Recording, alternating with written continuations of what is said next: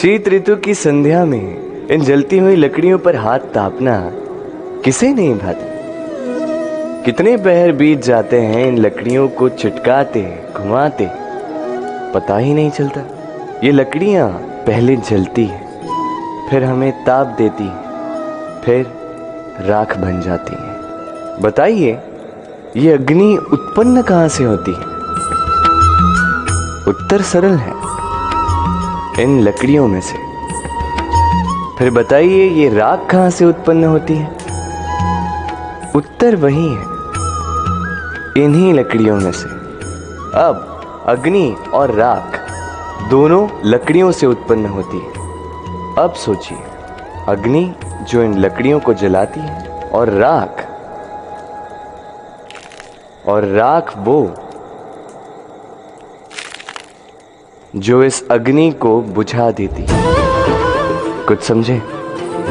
आपकी ऊर्जा आपके भीतर से उत्पन्न होती है, और नकारात्मकता रूपी राख, उसका निर्माण भी आप ही के भीतर से होता है। तो अपने भीतर के प्रकाश को जगाकर इस संसार को प्रकाशित करना चाहते हैं, या अपनी भीतर की नकारात्मकता को जगाकर इस संसार में अंधकार फैलाना चाहते हैं?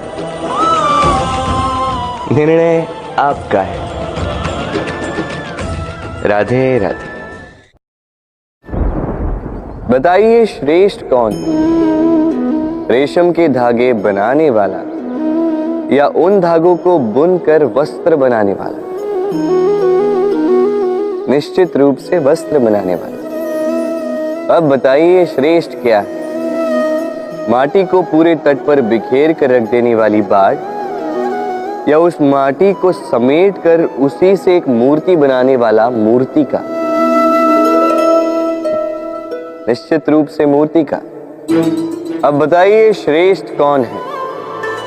देवताओं और दानवों का वो दल जिन्होंने अमृत प्राप्ति के लिए इस संसार में हलाहल फैला दिया, या वो महादेव जिन्होंने इस हलाहल को सूक्ष्म करके अपने कंठ में समाहित कर लिया?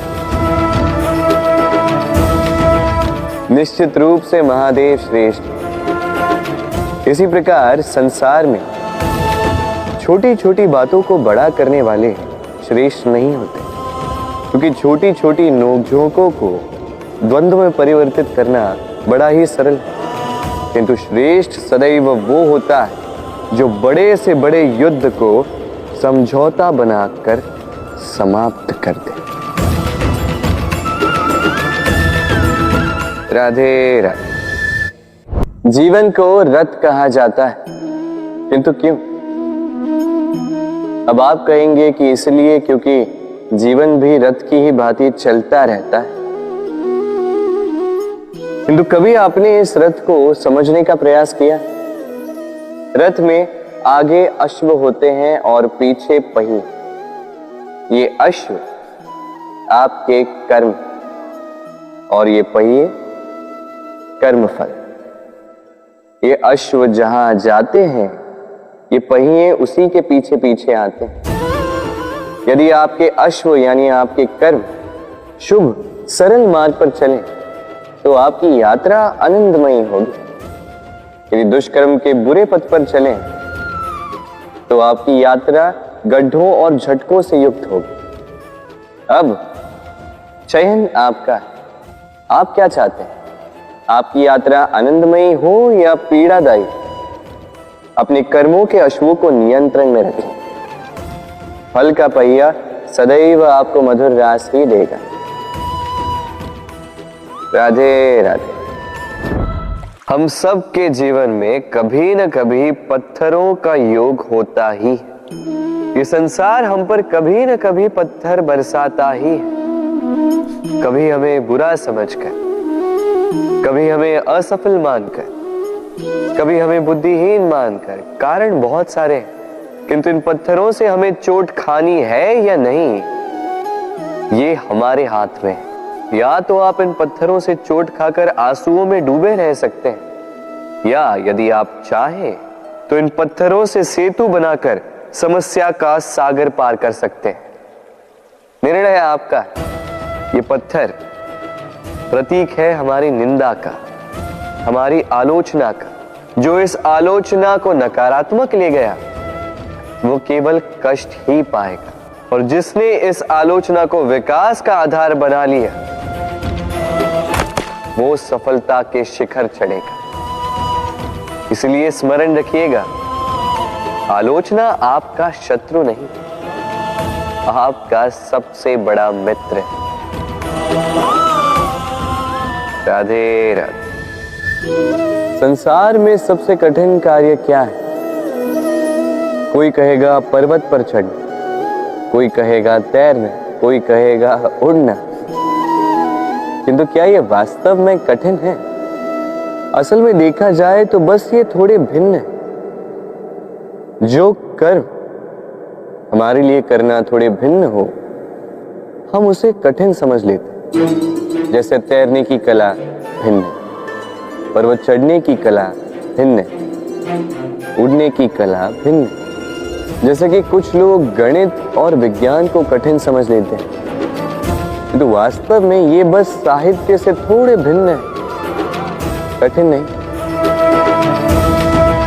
देखिए, संसार में कठिन कुछ भी नहीं है, बस एक दूसरे से भिन्न है।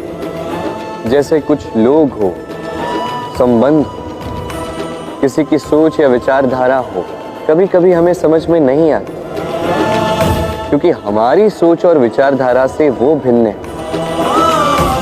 किंतु यदि ये समझ लिया जाए कि वो कठिन नहीं, बस थोड़े भिन्न है, तो अनेकों संबंधों को बचाया जा सकता है।